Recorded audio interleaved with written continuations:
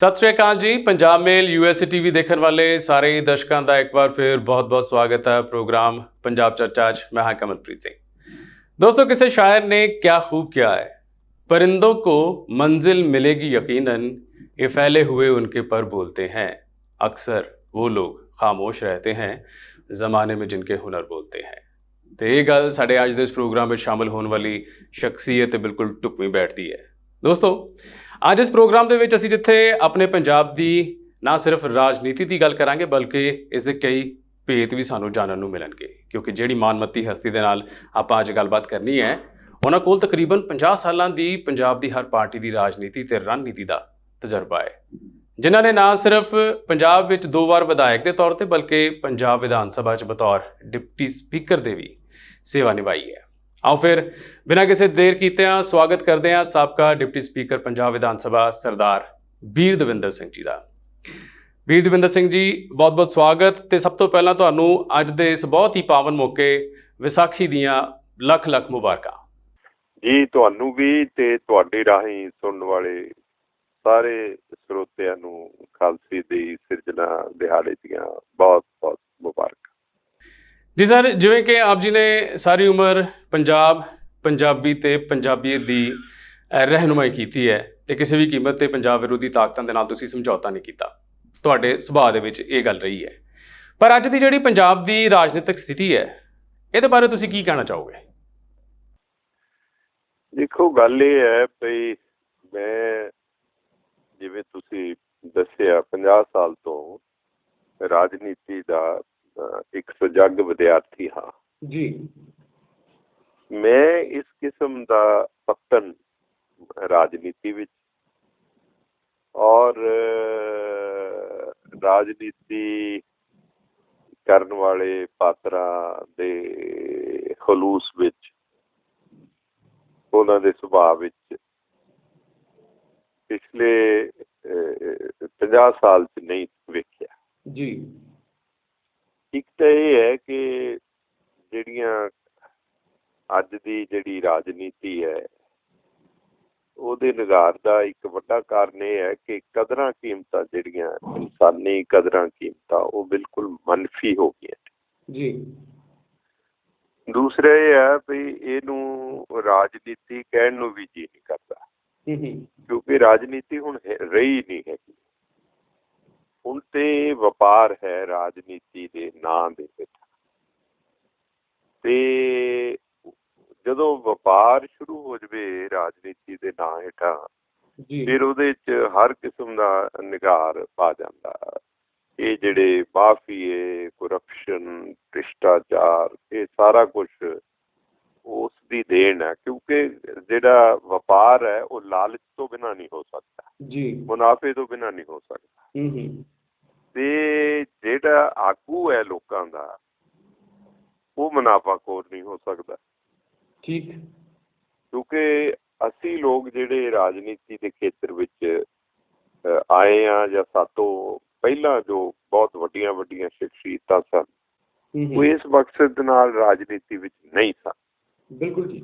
ਉਹ ਸੇਵਾ ਦੇ ਮਕਸਦ ਨਾਲ ਆਏ, ਆਪਣੇ ਸਿਰੜ ਨਿਭਾਉਣ ਲਈ ਆਏ, ਕੌਮ ਦੀ, ਪੰਜਾਬ ਦੀ, ਲੋਕਾਂ ਦੀ, ਆਵਾਮ ਦੀ ਸੇਵਾ ਕਰਨ ਵਾਸਤੇ ਉਹ ਆਏ। ਉਹਨਾਂ ਨੇ ਆਪਣਾ ਕੁਛ ਨਹੀਂ ਬਣਾਇਆ। ਉਹ ਸਾਰੇ ਦਰਵੇਸ਼ ਔਰ ਫਕੀਰਾਂ ਵਾਂਗ ਰਾਜਨੀਤੀ 'ਚ ਵਿਚਰੇ। ਹੁਣ ਉਸ ਕਿਸਮ ਦੇ ਅਖਲਾਕ ਦਾ ਕੋਈ ਵੀ ਬੰਦਾ ਰਾਜਨੀਤੀ 'ਚ ਨਹੀਂ ਲੱਭਦਾ। ਇਸ ਕਰਕੇ ਇਹ ਜਿਹੜੇ ਰਾਜਨੀਤੀ ਦੇ ਝੰਡੇ ਹੇਠਾਂ ਉਸਦੀ ਜਿਹਨੂੰ ਕਹਿੰਦੇ ਆ ਉਹਦੇ ਮਤਲਬ ਉਹਦੀ ਅੰਬਰੇਲਾ ਦੇ ਹੇਠਾਂ ਜੀ ਜਿਹੜੇ ਮਾਫੀ ਆ ਗਏ, ਜਿਹੜੇ ਭ੍ਰਿਸ਼ਟ ਲੋਕ ਆ ਗਏ ਔਰ ਵੱਡੇ ਵੱਡੇ ਜਿਹੜੇ ਧਨ ਕੁਬੇਰ ਆ ਗਏ। ਧਨ ਕੁਬੇਰਾਂ ਨੂੰ ਰਾਜਨੀਤੀ ਕਰਨ ਦੀ ਕੀ ਲੋੜ ਹੈ ਜੀ? ਵੋਟਾਂ ਮੰਗਣ ਦੀ ਕੀ ਲੋੜ ਹੈ? ਠੀਕ। ਉਹ ਆਪਣੇ ਵਪਾਰ ਕਰਨ। ਉਹਨਾਂ ਨੇ ਆਪਣੇ ਵਪਾਰਾਂ ਵਾਸਤੇ ਰਾਜਨੀਤੀ ਨੂੰ ਇਸਤੇਮਾਲ ਕੀਤਾ। ਜਿਵੇਂ ਦੇਸ਼ ਦੀ ਰਾਜਨੀਤੀ ਅੱਜ ਅਡਾਨੀ ਤੇ ਅੰਬਾਨੀਆਂ ਦੇ ਵਪਾਰ ਲਈ ਇਸਤੇਮਾਲ ਹੋ ਰਹੀ ਹੈ ਜੀ। ਨਤੀਜਾ ਤੁਹਾਡੇ ਸਾਹਮਣੇ ਦੇਸ਼ ਵਿੱਚ ਪਸਰ ਰਹੀ ਉਪਰਾਂਤ ਹੈ। ਕਿਸਾਨ ਅੰਦੋਲਨ ਹੈ, ਇਹ ਕਿਸਾਨ ਅੰਦੋਲਨ ਇਸੇ ਕਰਕੇ ਆ ਨਾ, ਕਿਉਂਕਿ ਅਡਾਨੀ ਤੇ ਅੰਬਾਨੀ ਨੇ ਰਾਜਨੀਤੀ ਦੇਸ਼ ਦੀ ਉਦਾਹਰਣ। ਠੀਕ। ਔਰ ਜਿਹੜਾ ਪ੍ਰਧਾਨ ਮੰਤਰੀ ਬਣਿਆ ਉਹ ਦੇਸ਼ ਦਾ ਪ੍ਰਧਾਨ ਮੰਤਰੀ ਵਜੋਂ ਨਹੀਂ ਵਿਚਰ ਰਹੇ ਮੋਦੀ ਜੀ, ਉਹ ਤਾਂ ਇਹਨਾਂ ਕੰਪਨੀਆਂ ਜਿਹੜੇ ਕਾਰਪੋਰੇਟ ਹਾਊਸਿਸ ਨੇ ਉਹਨਾਂ ਦੇ ਮੁਨੀਮ ਵਜੋਂ ਕੰਮ ਕਰ ਰਹੇ, ਇੱਕ ਲੈਜ਼ਨ ਅਫਸਰ ਵਜੋਂ ਕੰਮ ਕਰ ਰਹੇ। ਬਿਲਕੁਲ ਠੀਕ। ਅੱਛਾ, ਬੀਰ ਦਵਿੰਦਰ ਸਿੰਘ ਜੀ, ਸਰ ਅਸੀਂ ਤੁਹਾਡੇ ਤੋਂ ਇਹ ਜਾਣਨਾ ਚਾਹਾਂਗੇ ਕਿ ਜਿਸ ਤਰ੍ਹਾਂ ਦੇ ਨਾਲ ਇਹ ਤੇ ਹੋਈ ਹਿੰਦੁਸਤਾਨ ਦੀ ਰਾਜਨੀਤੀ ਦੀ ਗੱਲ ਕਿ ਇਸ ਵਕਤ ਸਾਰੀ ਦੁਨੀਆ ਜਾਣਦੀ ਹੈ, ਸਾਰੀ ਦੁਨੀਆ ਦੇ ਵਿੱਚ ਇਸ ਗੱਲ ਦਾ ਬਹੁਤ ਵੱਡਾ ਕਹਿ ਲਓ ਕਿ ਇੱਕ ਸੱਚ ਵੀ ਹੈ, ਅਤੇ ਜੇਕਰ ਅਸੀਂ ਬੀਜੇਪੀ ਦੀ ਨਜ਼ਰ ਨਾਲ ਕਹੀਏ ਤਾਂ ਉਹਨਾਂ ਵੱਲੋਂ ਦੀ ਉਹਨਾਂ ਦਾ ਇੱਕ ਪ੍ਰਚਾਰ ਹੈ ਕਿ ਜਿਹੜੀ ਰਾਜਨੀਤੀ ਹੈ ਉਹ ਹੁਣ ਵਪਾਰੀਆਂ ਦੇ ਹੱਥ ਚਲੀ ਗਈ ਹੈ। ਤੁਸੀਂ ਹਰੇਕ ਪਾਰਟੀ ਨੂੰ ਬੜੇ ਨੇੜਿਓਂ ਦੀ ਘੋਖਿਆ ਹੈ। ਕਾਂਗਰਸ ਦੇ ਵਿੱਚ ਤੁਸੀਂ ਬਹੁਤ ਸਮਾਂ ਬਿਤਾਇਆ, ਤੁਸੀਂ ਅਕਾਲੀ ਸਰਕਾਰ ਦੇ ਵਿੱਚ ਵੀ ਤੁਸੀਂ ਗਏ। ਤੁਹਾਨੂੰ ਕੀ ਲੱਗਦਾ ਹੈ ਕਿ ਜਿਹੜੀ ਸਾਡੀ ਪੰਜਾਬ ਦੀ ਸਰਕਾਰ ਹੈ, ਇਹ ਕਾਂਗਰਸ ਹੋਈ ਜਾਂ ਅਕਾਲੀ ਹੋਈ, ਇਹਨਾਂ ਦੇ ਵਿੱਚ ਬੇਸਿਕ ਫਰਕ ਕੀ ਹੈ? ਦੇਖੋ, ਗੱਲ ਇਹ ਹੈ, ਮੇਰਾ ਮੁੱਢਲਾ ਜੀਵਨ ਜਿਹੜਾ ਹੈਗਾ ਉਹ ਅਕਾਲੀ ਸਿਆਸਤ ਤੋਂ ਸ਼ੁਰੂ ਹੋਇਆ ਜੀ, ਕਿਉਂਕਿ ਮੈਂ ਆਲ ਇੰਡੀਆ ਸਿੱਖ ਸਟੂਡੈਂਟ ਫੈਡਰੇਸ਼ਨ ਦਾ ਲੰਮਾ ਸਮਾਂ ਪ੍ਰਧਾਨ ਰਿਹਾ। ਬਿਲਕੁਲ। ਤੇ ਇਹ ਸਿੱਖ ਪੰਥ ਦਾ ਹਰਾਵਲ ਦੱਸਦਾ ਸੀਗਾ ਜੀ। ਉਸ ਤੋਂ ਬਾਅਦ ਕਾਂਗਰਸ ਵੀ ਲੰਮਾ ਸਮਾਂ ਬਿਤਾਇਆ, ਪਰ ਜਿਸ ਕਿਸਮ ਦੀ ਟ੍ਰੇਨਿੰਗ ਸਾਨੂੰ ਆਲ ਇੰਡੀਆ ਸਿੱਖ ਸਟੂਡੈਂਟ ਫੈਡਰੇਸ਼ਨ ਦੇ ਸਕੂਲ ਵਿੱਚੋਂ ਮਿਲੀ, ਕਦਰਾਂ ਕੀਮਤਾਂ ਦੀ, ਧਰਮ ਦੀ, ਪੰਥ ਦੀ, ਚੜ੍ਹਦੀ ਕਲਾ ਦੀ, ਜੀ, ਔਰ ਜਿਹੜੀ ਇੰਸਪੀਰੇਸ਼ਨ ਅਸੀਂ ਜਿਹੜਾ ਸਿੱਖ ਇਤਿਹਾਸ ਹੈ, ਖਾਸ ਕਰਕੇ ਜਿਹੜੀ ਅਰਦਾਸ ਹੈ ਸਾਡੀ, ਅਸੀਂ ਉਸ ਦੇ ਧਰਾਤਲ ਤੋਂ ਲੈਂਦੇ ਹਾਂ, ਉਹਨਾਂ ਸ਼ਹੀਦਾਂ ਤੋਂ ਲੈਂਦੇ ਹਾਂ ਜਿਨ੍ਹਾਂ ਸਾਰਿਆਂ ਦਾ ਜ਼ਿਕਰ ਸਿੱਖ ਅਰਦਾਸ ਵਿੱਚ ਆ ਜਾਂਦਾ ਹੈ। ਅਰਦਾਸ ਸਾਡੇ ਪੂਰੇ ਇਤਿਹਾਸ ਦਾ ਗੁਰੂ ਸਾਹਿਬਾਨ ਤੋਂ, ਗੁਰੂ ਨਾਨਕ ਪਾਤਸ਼ਾਹ ਤੋਂ ਲੈ ਕੇ ਇੱਕ ਕੈਪਸੂਲ ਹੈਗਾ ਜਿਹਦੇ 'ਚ ਰੋਕਿਆਂ 'ਚੋਂ ਹਰ ਚੀਜ਼ ਤੁਹਾਨੂੰ ਲੱਭ ਜਾਂਦੀ ਹੈ ਤੇ ਤੁਸੀਂ ਦਰਸ਼ਨ ਕਰ ਲੈਂਦੇ ਹੋ। ਠੀਕ। ਤੇ ਜਦੋਂ ਤੁਹਾਡੀ ਜਿਹੜੀ ਤਰਬੀਅਤ ਇਸ ਕਿਸਮ ਦੀ ਹੋਵੇ, ਉਸ ਧਰਾਤਲ ਤੋਂ ਹੋਵੇ, ਉਸ ਮਾਹੌਲ 'ਚ ਹੋਵੇ, ਫਿਰ ਤੁਸੀਂ ਸਮਝੌਤੇ ਨਹੀਂ ਕਰ ਸਕਦੇ ਗਲਤ ਗੱਲਾਂ ਨਾਲ। ਚਾਹੇ ਕੋਈ ਕਰਪਸ਼ਨ ਹੈ, ਚਾਹੇ ਕੋਈ ਅਖਲਾਕ ਤੋਂ ਡਿੱਗੀ ਹੋਈ ਗੱਲ ਹੈ, ਮਤਲਬ ਉਹਨਾਂ ਚੀਜ਼ਾਂ ਤੇ ਤੁਸੀਂ ਜਦੋਂ ਤੁਹਾਨੂੰ ਨਜ਼ਰ ਆਵੇ ਵੀ ਇਹ ਗਲਤ ਹੋ ਰਿਹਾ, ਠੀਕ ਹੈ ਨਾ, ਯੂ ਹੈਵ ਟੂ ਸੇ ਨੋ, ਕਿ ਨੋ, ਦਿਸ ਇਜ਼ ਨੋਟ ਫੇਅਰ। ਤੇ ਜੇ ਤੁਸੀਂ ਇਹ ਨਹੀਂ ਕਹਿੰਦੇ ਦੈਨ ਯੂ ਆਰ, ਫਿਰ ਤੁਸੀਂ ਅਨਫੇਅਰ ਹੋ ਜਾਂਦੇ ਹੋ ਹਾਲਾਤ ਨਾਲ, ਪੰਜਾਬ ਨਾਲ, ਪੰਥ ਨਾਲ, ਲੋਕਾਂ ਨਾਲ, ਵਿਚਾਰਧਾਰਾ ਨਾਲ, ਅਖਲਾਕ ਨਾਲ, ਕਦਰਾਂ ਕੀਮਤਾਂ ਨਾਲ। ਉੱਥੋਂ ਫਿਰ ਡਿਕਲਾਈਨ ਸ਼ੁਰੂ ਹੁੰਦਾ। ਇਸ ਵਾਸਤੇ ਮੈਂ ਦੇਖਿਆ ਇਹ ਸਾਰੀਆਂ ਪਾਰਟੀਆਂ ਜਿਹੜੀਆਂ ਨੇ ਇਹ ਰਾਜਨੀਤੀ ਵਪਾਰਕ ਬਣ ਗਈ, ਰਾਜਨੀਤੀ ਇੱਕ ਵਪਾਰ ਬਣ ਗਿਆ, ਰਾਜਨੀਤੀ ਇੱਕ ਸਾਧਨ ਬਣ ਗਿਆ ਪੈਸਾ ਕਮਾਉਣ ਦਾ, ਲੁੱਟ ਦਾ, ਠੱਗੀਆਂ ਦਾ। ਹੁਣ ਕੋਈ ਇੱਥੇ ਸੇਵਾ ਵਾਸਤੇ ਨਹੀਂ ਆਉਂਦਾ। ਅਬ ਕੋਈ ਬੁਰੀ ਬਾਤ ਹੀ ਨਹੀਂ, अब कोई बुरी बात ही नहीं, अब दामने इखलाक पे तब्बा नहीं लगता। क्या बात। जिड्डा ਵੱਡਾ ਠੱਗ ਹੈ, ਓਡਾ ਵੱਡਾ ਲੀਡਰ ਹੈ, ਓਡੇ ਵੱਡੇ ਉਹਦੇ ਸਾਧਨ ਨੇ, ਓਡੀ ਵੱਡੀ ਉਹਦੀ ਕਮਾਈ ਹੈ, ਓਡਾ ਹੀ ਵੱਡਾ ਉਹਦਾ ਪ੍ਰਭਾਵ ਹੈ ਜੀ। ਇਸ ਕਰਕੇ ਜਿਹੜੇ ਸਾਡੇ ਵਰਗੇ ਲੋਕ ਫਕੀਰੀ ਪੱਲੇ ਲੈ ਕੇ ਰਾਜਨੀਤੀ 'ਚ ਆਏ ਸੀ ਲੋਕਾਂ ਦੀ ਸੇਵਾ ਕਰਨ ਦੇ ਵਾਸਤੇ, ਉਹ ਆਹਿਸਤਾ ਆਹਿਸਤਾ ਇਹਨਾਂ ਤਾਕਤਾਂ ਨੇ ਤੱਕ ਕੇ ਹਾਸ਼ੀਏ ਤੋਂ ਬਾਹਰ ਕਰ ਦਿੱਤੇ ਜੀ, ਔਰ ਜਾਂ ਹਾਸ਼ੀਏ ਚਲੇ ਗਏ। ਕਿਉਂਕਿ ਇਸ ਸਾਰੇ ਮਾਹੌਲ 'ਚ ਲੋਕ ਵੀ ਕਰਪਟ ਹੋ ਗਏ।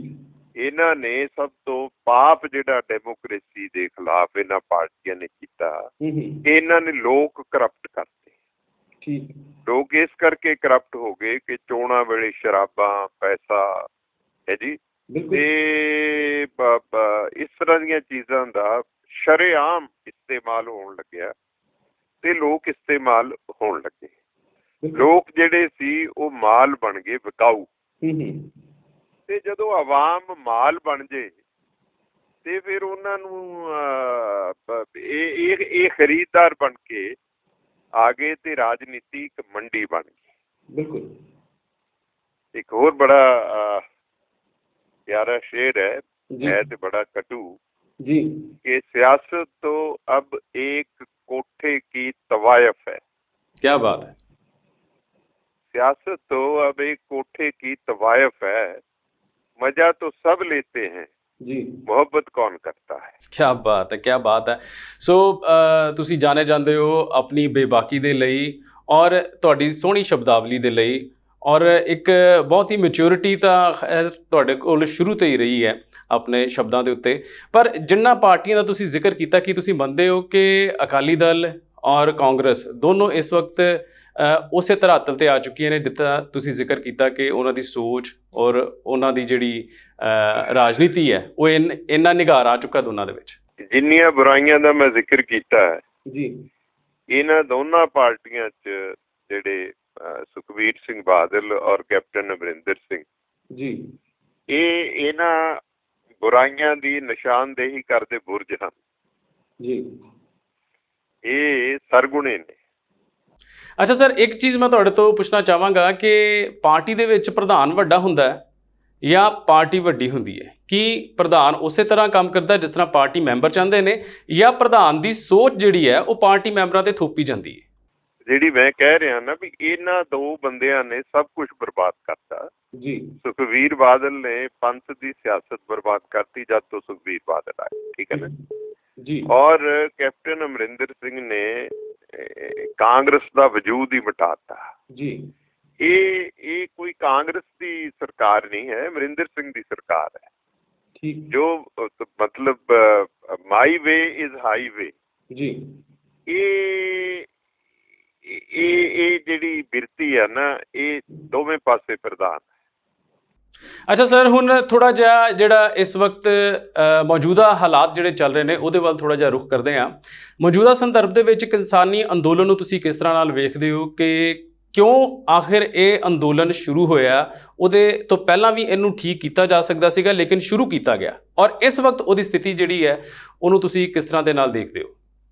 ਦੇਖੋ, ਮੈਂ ਤੁਹਾਨੂੰ ਪਹਿਲਾਂ ਇਸ਼ਾਰਾ ਕਰ ਦਿੱਤਾ ਹੈ ਕਿ ਜਦੋਂ ਦੇਸ਼ ਦੀਆਂ ਸਰਕਾਰਾਂ ਜੀ ਨੂੰ ਕਾਰਪੋਰੇਟ ਹਾਊਸ ਚਲਾਉਣ ਲੱਗ ਜਾਣ, ਜਿਨ੍ਹਾਂ ਨੇ ਵਪਾਰ ਕਰਨਾ ਹੈ, ਠੀਕ ਔਰ ਉਹ ਲੋਕਾਂ ਨੂੰ ਵਪਾਰ ਦੇ ਸਾਧਨਾਂ ਦਾ ਇੱਕ ਮਾਸ ਸਮਝਣ ਲੱਗ ਜਾਣ,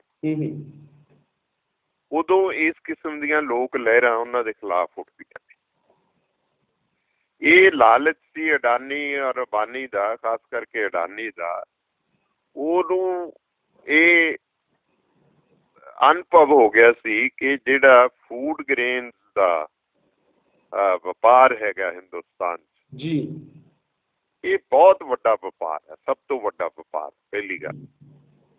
ਦੂਸਰੀ ਹੈ ਵੀ ਇਸ ਵਪਾਰ 'ਚ ਕਦੇ ਘਾਟਾ ਨਹੀਂ ਪੈ ਸਕਦਾ।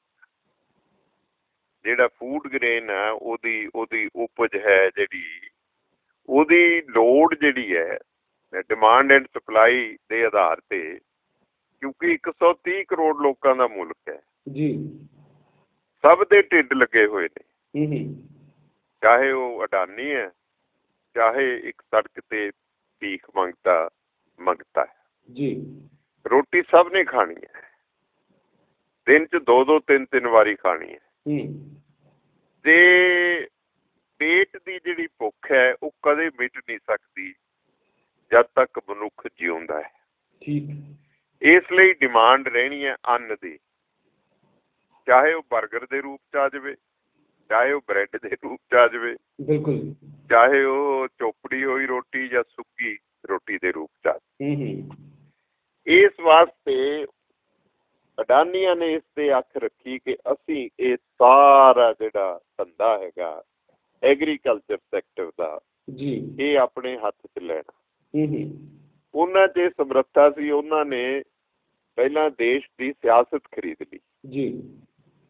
ਉਹਨਾਂ ਨੇ ਬੀਜੇਪੀ, ਪ੍ਰਧਾਨ ਮੰਤਰੀ ਸਾਰੇ ਖਰੀਦ ਲਏ ਜੀ। ਉਹਦੀ ਜੋ ਕੀਮਤ ਸੀ ਉਹਨਾਂ ਦੀ ਉਹ ਅਦਾ ਕਰਤੀ, ਔਰ ਉਹਨਾਂ ਤੋਂ ਕਮਿਟਮੈਂਟ ਲੈ ਲਈ ਕਿ ਅਸੀਂ ਤੁਹਾਡੀ ਰਾਜਨੀਤੀ ਫਾਈਨਾਂਸ ਕਰਾਂਗੇ ਸਾਰੀ ਇਲੈਕਸ਼ਨ। ਜਦ ਤੁਸੀਂ ਜਿੱਤ ਜਾਓਗੇ ਤੁਸੀਂ ਇਹ ਐਗਰੀਕਲਚਰ ਸੈਕਟਰ ਸਾਡੇ ਹਵਾਲੇ ਕਰ ਦਿਓ। ਜੀ, ਇਹੀ ਹੋਇਆ। ਪ੍ਰਧਾਨ ਮੰਤਰੀ ਜਿੱਤੇ ਤੇ ਉਹਨਾਂ ਨੇ 31 ਮਈ ਨੂੰ ਸਹੁੰ ਖਾਧੀ ਸੀ ਜੀ 15 ਜੂਨ ਨੂੰ ਉਹਨਾਂ ਨੇ ਮੀਟਿੰਗ ਰੱਖਤੀ ਨੀਤੀ ਆਯੋਗ ਦੀ 15 ਜੂਨ ਨੂੰ ਫੈਸਲਾ ਕਰਤਾ ਕਿ ਇਹ ਟਰਾਂਸਫਾਰਮੇਸ਼ਨ ਦੀ ਲੋੜ ਹੈ ਜੀ ਐਗਰੀਕਲਚਰ ਜੀ ਤੇ ਨਾਲ ਦੀ ਨਾਲ ਕਮੇਟੀ ਬਣ ਗਈ ਕਮੇਟੀ ਦਾ ਫੈਸਲਾ ਉਡੀਕੇ ਬਿਨਾਂ ਆਰਡੀਨੈਂਸ ਆ ਗਏ ਆਰਡੀਨੈਂਸ ਫਿਰ ਪਾਰਲੀਮੈਂਟ ਚਲੇ ਗਏ ਕਾਨੂੰਨ ਬਣ ਗਏ ਤੇ ਇਹ ਸਾਰਾ ਜਿਹੜਾ ਸੈਕਟਰ ਸੀ ਐਗਰੀਕਲਚਰ ਦਾ ਉਹ ਕਾਰਪੋਰੇਟ ਹਾਊਸ ਦੇ ਹਵਾਲੇ ਕਰਤਾ ਠੀਕ ਹੁਣ ਇਹ ਗਿਣੀ ਮਿਥੀ ਉਹਦੇ ਮੁਤਾਬਕ ਹੋਇਆ ਸੌਦੇਬਾਜ਼ੀ ਸਾਜ਼ਿਸ਼ ਨਹੀਂ ਕਹਿੰਦਾ ਜੀ ਰਾਜਨੀਤਿਕ ਸੌਦੇਬਾਜ਼ੀ ਹੋਈ ਹੈ ਇਸ ਕਰਕੇ ਕਿਸਾਨ ਵਰਨਾ ਏਡਾ ਵੱਡਾ ਕਿਸਾਨ ਅੰਦੋਲਨ ਪੂਰੇ ਦੇਸ਼ ਵਿੱਚ ਫੈਲਿਆ ਹੋਵੇ ਤੇ ਸਰਕਾਰ ਟੱਸ ਤੋਂ ਮਸ ਨਾ ਹੋਵੇ ਕਿਉਂਕਿ ਉਹਨਾਂ ਨੇ ਬਹੁਤ ਵੱਡੀ ਰਕਮ ਜਿਹੜੀ ਹੈ ਉਹ ਇਹਨਾਂ ਕਾਰਪੋਰੇਟ ਹਾਊਸ ਤੋਂ ਲਈ ਹੈ ਉਹ ਕਾਰਪੋਰੇਸ਼ਨ ਹਾਊਸਾਂ ਦਾ ਜਿਹੜਾ ਵਪਾਰ ਹੈ ਨਾ ਜੀ ਹੁਣ ਸਿਆਸਤ ਵਪਾਰ ਕਰ ਰਹੀ ਹੈ ਇਸ ਕਰਕੇ ਦੇਸ਼ ਬਿਮਾਰ ਹੋ ਗਿਆ ਠੀਕ ਕਹਿੰਦਾ ਬਾਦਸ਼ਾਹ ਬਣੇ ਵਪਾਰੀ ਤੇ ਪ੍ਰਜਾ ਬਣੇ ਭਿਖਾਰੀ ਬਿਲਕੁਲ ਬਾਦਸ਼ਾਹ ਤਾਂ ਇਹਨੇ ਗਿਵਨ ਸਿਚੁਏਸ਼ਨ ਜਿਹੜਾ ਹੈਗਾ ਪ੍ਰਾਈਮ ਮਿਨਿਸਟਰ ਹੈ ਜੀ ਪ੍ਰਾਈਮ ਮਿਨਿਸਟਰ ਵਪਾਰੀਆਂ ਦਾ ਹੱਥ ਠੋਕਾ ਬਣ ਗਿਆ ਤੇ ਕਿਸਾਨ ਦੇਸ਼ ਦਾ ਤਰਾ ਕਰ ਰਿਹਾ ਮਤਲਬ ਉਲਟੀ ਬਾੜ ਖੇਤ ਕੋ ਖਾਏ ਕਹਿ ਸਕਦੇ ਔਰ ਮੈਂ ਸਮਝਦਾ ਮੈਂ ਕਈ ਵਾਰੀ ਕਹਿ ਚੁੱਕਿਆ ਵੀ ਜੇ ਇਹ ਗੱਲ ਕਿਸਾਨਾਂ ਵਾਲਾ ਏਡਾ ਵੱਡਾ ਅੰਦੋਲਨ ਕਿਸੇ ਤਣ ਪੱਤਣ ਨਾ ਲੱਗਿਆ ਜੀ ਕਿਸਾਨਾਂ ਦੀ ਤਸੱਲੀ ਨਾ ਹੋਈ ਇਹ ਕਾਲੇ ਕਾਨੂੰਨ ਇਹਨਾਂ ਨੇ ਵਾਪਸ ਨਾ ਲਏ ਜੀ ਮੈਂ ਇਹ ਦਾਅਵੇ ਨਾਲ ਕਹਿ ਸਕਦਾ ਕਿ ਏਡਾ ਵੱਡੇ ਦੇਸ਼ ਜਿਹੜਾ ਹੈਗਾ ਜੀ ਇਹ ਗ੍ਰਹਿ ਯੁੱਧ ਵੱਲ ਵੱਧ ਰਿਹਾ ਇਹ ਸਿਵਲ ਵਾਰ ਵੱਲ ਜਾ ਰਿਹਾ ਜੀ ਔਰ ਜਦੋਂ ਏਡੇ ਵੱਡੇ ਮੁਲਕ 'ਚ 130 ਕਰੋੜ ਦੇ ਮੁਲਕ ਸਿਵਲ ਵਾਰ ਲੱਗ ਜੇ ਤੇ ਫਿਰ ਉਹ ਸਾਰੇ ਹੱਦਾਂ ਬੰਨੇ ਟੱਪ ਜੇਗੀ ਉਹਨੂੰ ਸੰਭਾਲਣਾ ਔਖਾ ਹੋ ਜਾਏਗਾ ਨਾ ਮੋਦੀ ਦੇ ਇਖਤਿਆਰ 'ਚ ਰਹੇਗੀ ਨਾ ਬੀਜੇਪੀ ਦੇ ਨਾ ਅਡਾਨੀਆਂ ਦੇ ਨਾ ਬਾਕੀਆਂ ਤੇ ਇਹ ਮੁਲਕ ਜਿਹੜਾ ਹੈਗਾ ਇਹ ਬਰਬਾਦ ਹੋ ਜਾਏਗਾ ਇਸ ਵਾਸਤੇ ਮੈਂ ਤੁਹਾਡੇ ਰਾਹੀਂ ਚੇਤਾਵਨੀ ਦਿੰਦਾ ਸਰਕਾਰ ਨੂੰ ਕਿ ਤੁਸੀਂ ਹੋਸ਼ 'ਚ ਆਓ ਕਿਸਾਨਾਂ ਦੀ ਇੰਨੀ ਜਾਇਜ਼ ਮੰਗ ਹੈ ਇਹਨਾਂ ਨੂੰ ਸੁਣੋ ਤੇ ਇਹ ਮਗਰ ਬੱਚਾ ਨੂੰ ਕਿਸਾਨੀ ਤੇ ਕਿਸਾਨ ਨੂੰ ਸਾਡੇ ਖੇਤਾਂ ਨੂੰ ਸਾਡੀਆਂ ਫਸਲਾਂ ਨੂੰ ਨਿਗਲਣ ਦਾ ਮੌਕਾ ਨਾ ਦਿਓ ਉਹ ਅਸੀਂ ਰਜਿਸਟ ਕਰਾਂਗੇ ਹੀ ਕਰਾਂਗੇ ਹਰ ਹਾਲਤ। ਸਰ ਤੁਸੀਂ ਹੁਣ ਇਸ ਵਕਤ ਅਕਾਲੀ ਦਲ ਡੈਮੋਕ੍ਰੈਟਿਕ ਦੇ ਵਿੱਚ ਸ਼ਾਮਿਲ ਹੋ ਚੁੱਕੇ ਹੋ ਕੀ ਸੋਚ ਲੈ ਕੇ ਆ ਰਹੀ ਹੈ ਤੁਹਾਡੀ ਇਹ ਪਾਰਟੀ ਤੇ ਪੰਜਾਬ ਵਾਸਤੇ ਭਵਿੱਖ ਦੀਆਂ ਕੀ ਯੋਜਨਾਵਾਂ ਨੇ ਕਿਸ ਤਰ੍ਹਾਂ ਤੁਸੀਂ ਸੋਚਦੇ ਹੋ ਕਿ ਇਹ ਪਾਰਟੀ ਜਿਹੜੀ ਹੈ ਇਹਦੇ ਵਿੱਚ ਜਿਹੜੇ ਨੇਤਾ ਨੇ ਜਿਹੜੇ ਇਹਦੇ ਲੀਡਰ ਨੇ ਉਹ ਡੁੱਬਦੇ ਹੋਏ ਪੰਜਾਬ ਨੂੰ ਸੰਭਾਲ ਲੈਣਗੇ?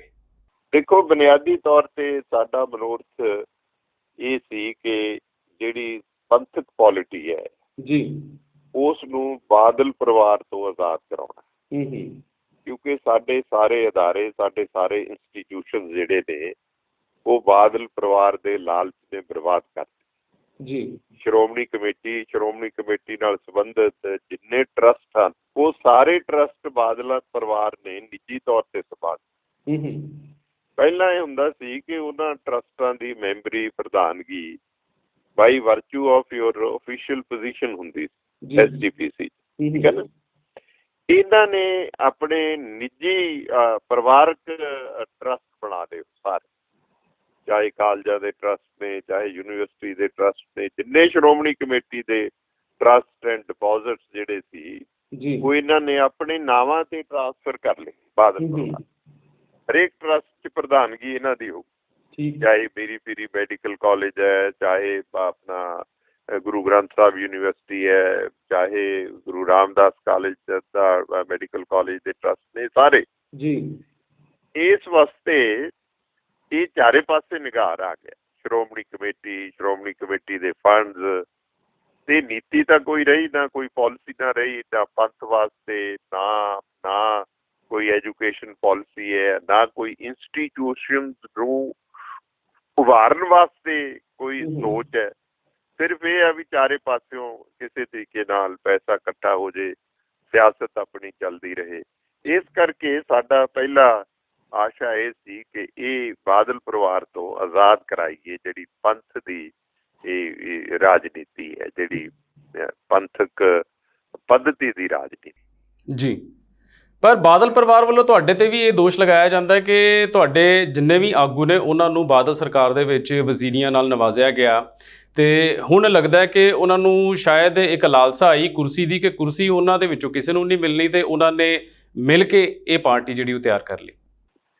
ਦੇਖੋ, ਇਹ ਤੁਹਾਡਾ ਸਵਾਲ ਜਿਹੜਾ ਹੈਗਾ, ਇਹ ਜਿਹੜੇ ਉੱਥੇ ਉਹਨਾਂ ਨਾਲ ਵਜ਼ੀਰੀਆਂ 'ਚ ਰਹੇ ਨੇ, ਇਹ ਉਹਨਾਂ ਨੂੰ ਹੀ ਕਰਨਾ ਚਾਹੀਦਾ, ਉਹੀ ਇਹਦਾ ਜਵਾਬ ਦੇ ਸਕਦੇ ਨੇ। ਮੈਂ ਉਹਨਾਂ ਦੇ ਬਿਹਾਫ 'ਤੇ ਇਹਦਾ ਕੋਈ ਜਵਾਬ ਨਹੀਂ ਦੇ ਸਕਦਾ, ਕਿਉਂਕਿ ਮੈਂ ਉਹ ਕੁਝ ਵੀ ਨਹੀਂ ਮਾਣਿਆ, ਸਮਝ ਗਏ ਨਾ, ਮੇਰੇ 'ਤੇ ਤਾਂ ਇਹ ਆਉਂਦਾ ਨਹੀਂ ਇਲਜ਼ਾਮ। ਠੀਕ। ਦੂਸਰਾ ਇਹ ਹੈ ਕਿ ਕਾਂਗਰਸ ਨੇ ਬਿਲਕੁਲ ਪੰਜਾਬ ਦਾ 50 ਸਾਲਾਂ 'ਚ ਇਹਨਾਂ ਨੇ ਰਲ ਮਿਲ ਕੇ ਮਤਲਬ ਬੇੜਾ ਗਰਕ ਕੀਤਾ। ਅਕਾਲੀਆਂ ਨੇ ਵੀ 10 ਸਾਲ ਲੁੱਟਿਆ, ਹੁਣ 5 ਸਾਲ ਕਾਂਗਰਸ ਨੇ, ਤੇ ਇੱਥੇ ਪ੍ਰੈਕਟੀਕਲੀ ਮਾਫੀਆ ਰਾਜ ਹੈ। ਇੱਥੇ ਕੋਈ ਕਾਨੂੰਨ ਦਾ ਰਾਜ ਨਹੀਂ ਹੈ, ਇੱਥੇ ਕੋਈ ਸੰਵਿਧਾਨ ਦਾ ਰਾਜ ਨਹੀਂ ਹੈ, ਤੇ ਨਾ ਹੀ ਉਹਨੂੰ ਕੋਈ ਚੈਲੰਜ ਕਰਨ ਵਾਲਾ। ਇਸ ਕਰਕੇ Punjab has become A fiscal rack. Punjab ਦੇ ਦੇਸ਼ ਦੀ ਸਭ ਤੋਂ ਵਧੀਆ ਸੂਬਾ ਜਿਹੜਾ ਸੀ, ਟੌਪ ਮੋਸਟ, ਜਿਹਦੀ ਪਰ ਕੈਪੀਟਾ ਇਨਕਮ ਵਾਜ਼ ਹਾਈਐਸਟ ਇਨ ਦਾ ਕੰਟਰੀ ਹੈ ਜੀ, ਤੇ ਅੱਜ ਸਾਡਾ ਜਿਹੜਾ ਸ਼ੁਮਾਰ ਹੈ ਉਹ ਫੇਲਡ ਸਟੇਟ ਦੇ ਤੌਰ 'ਤੇ ਹਰ ਪੱਖੋਂ ਲਿਆ ਜਾਂਦਾ ਹੈ। ਆਰਥਿਕ ਤੌਰ 'ਤੇ ਅਸੀਂ ਕਰਜ਼ਈ ਹੋ ਗਏ ਹਾਂ, ਔਰ ਕਰਪਸ਼ਨ ਜਿਹੜੀ ਹੈ ਉਹ ਸਿਖਰਾਂ ਦੀ ਹੈ। ਮਾਫੀਆ ਇੱਥੇ ਰਾਜ ਕਰ ਰਿਹਾ, ਤੇ ਜਿਹੜੇ ਲੀਡਰ ਨੇ ਉਹ ਸੂਬੇ ਨੂੰ ਲੁੱਟ ਰਹੇ ਨੇ। ਪਰਜਾ ਤਰ੍ਹਾਂ ਕਰ ਰਹੀ ਹੈ, ਕੋਈ ਨਹਿਰਾਂ ਛਾਲਾ ਮਾਰ ਰਿਹਾ, ਕੋਈ ਪਾਣੀ ਦੀਆਂ ਟੈਂਕੀਆਂ 'ਤੇ ਚੜ੍ਹ ਰਿਹਾ, ਕਿਸਾਨ ਖੁਦਕਸ਼ੀਆਂ ਕਰ ਰਹੇ ਨੇ, ਮੁਲਾਜ਼ਮ ਰੋਜ਼ ਮੁਜ਼ਾਹਰੇ ਕਰਦੇ ਨੇ, ਮਤਲਬ ਹਰ ਪਾਸੇ ਉਹ ਬੁਰਾ ਹਾਲ ਹੈ। ਅੱਛਾ, ਮੈਂ ਤੁਹਾਡੇ ਕੋਲੋਂ ਇੱਕ ਹੋਰ ਜਿਹੜਾ ਬੜਾ ਭਖਦਾ ਹੋਇਆ ਮੁੱਦਾ ਹੈ ਬੀਰਦਵਿੰਦਰ ਸਿੰਘ ਜੀ ਇਸ ਵੇਲੇ ਪੰਜਾਬ ਦਾ, ਕਿਉਂਕਿ ਪੰਜਾਬ 'ਚ ਜਿੰਨੀਆਂ ਵੀ ਸਰਕਾਰਾਂ ਰਹੀਆਂ ਨੇ, ਕਈ ਵਾਰ ਦੇਖਣ 'ਚ ਆਉਂਦਾ ਕਿ ਹਰ ਕੋਈ ਜਿਹੜਾ ਹੈ ਉਹ ਆਪਣੀ ਰਾਜਨੀਤੀ ਨੂੰ ਚਮਕਾਉਣ ਦੇ ਲਈ ਕੁਝ ਇਸ ਤਰ੍ਹਾਂ ਦੀਆਂ ਗੱਲਾਂ ਵੀ ਕਰਦਾ ਜਿਹਦੇ ਨਾਲ ਲੋਕਾਂ ਦੇ ਇਮੋਸ਼ਨ ਜੁੜੇ ਹੁੰਦੇ ਨੇ। ਕੁਝ ਇਸੇ ਤਰ੍ਹਾਂ ਦਾ ਮੁੱਦਾ ਸੀ ਬਰਗਾੜੀ ਕਾਂਡ। ਭਗਵੰਤ ਮਾਨ ਸਾਹਿਬ ਨੇ ਕੱਲ੍ਹ ਇੱਕ ਬਿਆਨ ਦਿੱਤਾ, ਉਹਨਾਂ ਨੇ ਕਿਹਾ ਕਿ ਬਾਦਲ ਤੇ ਜਿਹੜੇ ਆਪਣੇ ਕੈਪਟਨ ਅਮਰਿੰਦਰ ਸਿੰਘ ਨੇ, ਇਹ ਦੋਨੋਂ ਹਮੇਸ਼ਾ ਇੱਕ ਦੂਜੇ ਨੂੰ ਬਚਾਉਣ ਦੀ ਕੋਸ਼ਿਸ਼ ਕਰਦੇ ਨੇ। ਪਹਿਲਾਂ ਬਾਦਲ ਸਾਹਿਬ ਨੇ ਕੈਪਟਨ ਸਾਹਿਬ ਦੇ ਸਾਰੇ ਕੇਸ ਜਿਹੜੇ ਆ ਉਹ ਖਾਰਜ ਕਰ ਦਿੱਤੇ, ਤੇ ਹੁਣ ਕੈਪਟਨ ਸਾਹਿਬ ਇਸੇ ਚਾਲ ਦੇ ਉੱਤੇ ਚੱਲ ਪਏ ਨੇ ਕਿ ਜਿੰਨੇ ਵੀ ਉਹਨਾਂ ਦੇ ਉੱਤੇ ਲਗਾਏ ਹੋਏ ਦੋਸ਼ ਨੇ ਬਾਦਲਾਂ ਤੇ, ਉਹਨੂੰ ਉਹ ਖਤਮ ਕਰਨਾ ਚਾਹੁੰਦੇ ਨੇ। ਤੁਸੀਂ ਕੀ ਕਹਿਣਾ ਚਾਹੋਗੇ ਇਹਦੇ ਬਾਰੇ? ਦੇਖੋ, ਇਹਨਾਂ ਦਾ ਦੋਨਾਂ ਪਰਿਵਾਰਾਂ ਦਾ ਇੱਕ ਸਿੱਕੇਬੰਦ ਸਮਝੌਤਾ ਹੋਇਆ ਜੀ। ਪਹਿਲਾਂ ਤਾਂ ਕੈਪਟਨ ਨੇ ਜਿਹੜੇ ਬਾਦਲਾਂ ਦੇ ਖਿਲਾਫ ਕਰਪਸ਼ਨ ਦੇ ਕੇਸ, ਉਹਦੇ 'ਚ ਆਮ ਤੌਰ 'ਤੇ ਤਾਂ ਗਵਾਹ ਮੁੱਕਰਦੇ ਹੁੰਦੇ ਨੇ ਜੀ। ਇਹ ਪਹਿਲੀ ਵਾਰੀ ਹੋਇਆ ਕਿ ਪ੍ਰੋਸੀਕਿਊਸ਼ਨ ਔਰ ਇਨਵੈਸਟੀਗੇਟਰਸ ਉਹਨਾਂ ਨੇ ਕੋਰਟ 'ਚ ਯੂ ਟਰਨ ਲਈ, ਜਿਹੜੇ ਬੰਦਿਆਂ ਨੇ ਇਨਵੈਸਟੀਗੇਸ਼ਨ ਕੀਤੀ ਤੇ ਜਿਹੜੇ DIG ਨੇ ਇਨਵੈਸਟੀਗੇਸ਼ਨ ਨੂੰ ਤਸਦੀਕ ਕੀਤਾ ਜੀ, ਉਹ ਬਾਦਲਾਂ ਦੇ ਖਿਲਾਫ ਕਰਪਸ਼ਨ ਕੇਸਾਂ 'ਚ, ਜਿਹਦੇ 'ਚ ਬਾਦਲ ਪਰਿਵਾਰ ਗ੍ਰਿਫਤਾਰ ਹੋਇਆ ਸਾਰਾ ਹੈ ਜੀ। ਉਹ ਅਦਾਲਤ 'ਚ ਆਪਦੇ ਦਸਤਖਤਾਂ ਤੋਂ ਹੀ ਮੁੱਕਰ ਗਏ ਕੈਪਟਨ ਦੇ ਕਹਿਣ ਕਰਕੇ, ਕਿਉਂਕਿ ਉਹ ਕੈਪਟਨ ਦੇ ਬੰਦੇ ਸੀ, ਤੇ ਬਾਦਲ ਹੋਰੀ ਬਰੀ ਹੋ ਗਏ। ਉਸ ਤੋਂ ਬਾਅਦ ਬਾਦਲ ਹੋਣੀ ਜਾਂਦੇ ਹੋਏ ਜਿਹੜੇ ਅਮਰਿੰਦਰ ਸਿੰਘ ਦੇ ਖਿਲਾਫ 2 ਬਹੁਤ ਵੱਡੇ ਭ੍ਰਿਸ਼ਟਾਚਾਰ ਦੇ ਮਾਮਲੇ ਸੀ ਜੀ, ਇੱਕ ਸਿਟੀ ਸੈਂਟਰ ਲੁਧਿਆਣਾ ਦਾ, ਇੱਕ ਇੰਪਰੂਵਮੈਂਟ ਟਰਸਟ ਅੰਮ੍ਰਿਤਸਰ ਦਾ, ਜਿਹੜਾ ਮੈਂ ਪੰਜਾਬ ਅਸੈਂਬਲੀ 1540 ਨੰਬਰ ਕੁਐਸਚਨ ਦੇ ਰਾਹੀਂ ਰੇਜ਼ ਕੀਤਾ ਸੀ। ਬਿਲਕੁਲ ਠੀਕ। ਉਹ ਦੋਨਾਂ ਮਾਮਲਿਆਂ 'ਚ ਵਿਜੀਲੈਂਸ ਦੇ ਕੇਸ ਦਰਜ ਕੀਤੇ ਸੀ। ਵਿਜੀਲੈਂਸ ਉਹਨਾਂ ਮਾਮਲਿਆਂ ਦੀ ਪੜਤਾਲ ਕਰ ਰਹੀ ਸੀ, ਤੇ ਵਿਜੀਲੈਂਸ ਨੇ ਬੇਸ਼ੁਮਾਰ ਸਬੂਤ ਇਕੱਠੇ ਕਰ ਲਏ। ਉਸ ਸਮਝੌਤੇ ਦੇ ਮੁਤਾਬਕ ਜਦੋਂ ਬਾਦਲਾਂ ਨੇ ਆਪਣਾ 16-17 ਸਰਕਾਰ ਛੱਡੀ ਹੈ ਜੀ, ਜਾਣ ਤੋਂ ਪਹਿਲਾਂ ਦੋਨੇ ਕੇਸਾਂ ਦੀ ਕੈਂਸਲੇਸ਼ਨ ਰਿਪੋਰਟ ਭਰਵਾਤੀ ਵਿਜੀਲੈਂਸ ਤੋਂ। ਨਤੀਜਾ ਇਹ ਹੋਇਆ ਕਿ ਉਸ ਕੈਂਸਲੇਸ਼ਨ ਰਿਪੋਰਟ ਦੇ ਜਿਨ੍ਹਾਂ ਨੇ ਪ੍ਰੋਸੀਕਿਊਟ ਕਰਨਾ ਸੀ, ਜਿਨ੍ਹਾਂ ਨੇ ਸਬੂਤ ਦੇਣੇ ਸੀ, ਉਹਨਾਂ ਨੇ ਕਹਿ ਦਿੱਤਾ ਕਿ ਕੋਈ ਸਬੂਤ ਹੀ ਨਹੀਂ ਹੈ ਜੀ ਸਾਡੇ ਕੋਲ ਇਸ ਬੰਦੇ ਦੇ ਖਿਲਾਫ। ਬੰਦਾ ਬਰੀ ਹੋ ਗਿਆ। ਬੰਦਾ ਚੀਫ ਮਿਨਿਸਟਰ ਵੀ ਸੀ ਤੇ ਮੁਲਜ਼ਮ ਵੀ ਸੀ ਵਿਜੀਲੈਂਸ ਦਾ। ਠੀਕ ਤੇ ਵਿਜੀਲੈਂਸ ਦਾ ਮਿਨਿਸਟਰ ਵੀ ਸੀ। ਮਤਲਬ ਇਹ ਸਾਰੀਆਂ ਗੱਲਾਂ ਇੱਥੇ ਹੀ ਚੱਲ ਸਕਦੀਆਂ ਨੇ ਹਿੰਦੁਸਤਾਨ 'ਚ ਜਾਂ ਪੰਜਾਬ 'ਚ। ਕੋਈ ਬੰਦਾ ਮੁਲਜ਼ਮ ਵੀ ਹੈ ਤੇ ਵਜ਼ੀਰ ਵੀ ਹੈ ਉਸੇ ਹੀ ਮਹਿਕਮੇ ਦਾ, ਤੇ ਫਿਰ ਸਜ਼ਾ ਕਿਵੇਂ ਹੋਊਗੀ? वही कातिल है जी, वही कातिल, वही मुनसफ, वही मुजरिम ठहरे है जी। अकरवा मेरे करें खून का दावा किस पर है जी। कातिल भी वही ने, मुकबर भी वही है, मुनसफ भी वही है। बिल्कुल ठीक, बिल्कुल वही ठीक। कातिल, वही मुकबर, वही मुनसफ ठहरे, अकरवा मेरे करें अब खून का दावा किस पर। ਇਹ ਸਿਚੁਏਸ਼ਨ ਪੰਜਾਬ 'ਚ ਬਣੀ ਹੋਈ ਹੈ।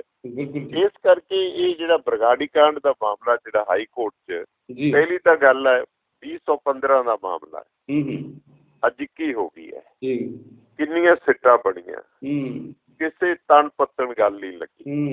ਸਾਰਾ ਜਹਾਨ ਜਾਣਦਾ ਕਿ ਉਹਦੇ 'ਚ ਬਾਦਲਾਂ ਦੀ ਕਿੰਨੀ ਵੱਡੀ ਇਨਵੋਲਵਮੈਂਟ ਸੀ, ਕਿਉਂਕਿ ਉਹਨਾਂ ਨੇ ਪੋਲੀਟੀਕਲ ਸੌਦੇਬਾਜ਼ੀ ਸਰਸਾ ਵਾਲੇ ਸਾਧ ਨਾਲ ਕੀਤੀ, ਜਿੱਥੋਂ ਇਹ ਸਾਰਾ ਕੁਝ ਉਪਜਿਆ ਹੈਗਾ। ਹੁਣ ਜਿਹੜਾ ਸੁਪਰੀਮ ਹਾਈ ਕੋਰਟ ਨੇ ਫੈਸਲਾ ਦਿੱਤਾ, ਉਹਨਾਂ ਨੇ ਜਿੰਨੀ ਕਰੀ ਕੀਤੀ ਸੀਗੀ 4-5 ਸਾਲ ਦੀ, ਉਹ ਖੇ ਕਰਤੀ। ਉਹਨਾਂ ਨੇ ਉਹ ਰਿਪੋਰਟ ਹੀ ਰਿਜੈਕਟ ਕਰਤੀ ਸਾਰੀ।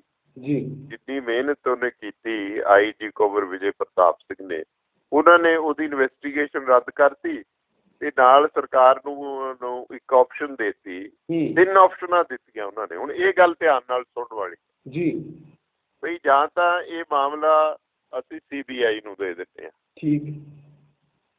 ਜਾਂ ਅਸੀਂ ਇਹ ਹਰਿਆਣਾ ਪੁਲਿਸ ਨੂੰ ਦੇ ਦਿੰਦੇ ਹਾਂ ਇਨਵੈਸਟੀਗੇਸ਼ਨ, ਜਾਂ ਤੁਸੀਂ ਨਵੀਂ ਸਿੱਟ ਬਣਾ ਦਿਓ ਔਰ ਸਿੱਟ ਚੋਂ ਕੰਵਰ ਵਿਜੇ ਪ੍ਰਤਾਪ ਸਿੰਘ ਨੂੰ ਬਾਹਰ ਕੱਢ ਦਿਓ।